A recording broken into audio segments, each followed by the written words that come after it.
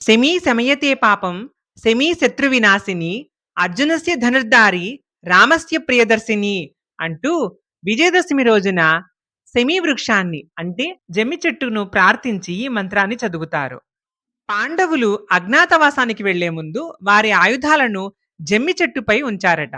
తిరిగి వారు అజ్ఞాతవాసం ముగిసిన తరువాత జమ్మి చెట్టు దగ్గరికి వెళ్లి ఆయుధ భద్రంగా ఉన్న తమ ఆయుధాలను చేజిక్కించుకొని కౌరవుల మీద జరిగిన యుద్ధంలో విజయాన్ని సాధించారు.